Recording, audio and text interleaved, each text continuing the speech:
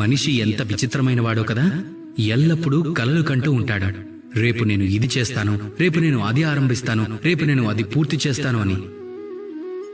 ఈ రేపు అనేది ఉంది చూశారు, ఈ రేపు అనేది అత్యంత విచిత్రమైనది.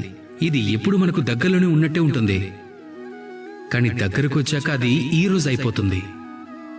మళ్ళీ మనం ఇంకొక రేపటి కోసం ఎదురు చూస్తాం, ఇక అది మన దగ్గరకు వస్తుంది, ఈ రోజుగా మారిపోతుంది. ఈ రేపు అనేది సర్వదా అది వస్తున్నట్టు మనకు ఆశ కల్పిస్తుంది, కానీ నిజానికి అది ఎప్పటికీ రాదు.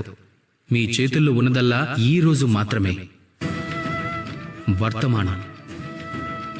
ఏం చెయ్యాలి అన్నా, దేన్ని ప్రారంభించాలన్నా, ఏది పూర్తి చేయాలన్నా అది ఈ రోజే చేయండి, వర్తమానంలో చేయండి.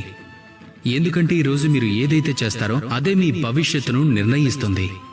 భవిష్యత్తు గురించి ఆలోచించటం వల్ల భవిష్యత్తు అందంగా మారతావు. ఈ రోజు కర్మ చేయటం వల్లనే మారుతుంది. కనుక ఈ రోజు వర్తమానంలో జీవించండి, కర్మ చేయండి, అలాగే నాతో పాటు ప్రేమగా చెప్పండి, రాధా కృష్ణ.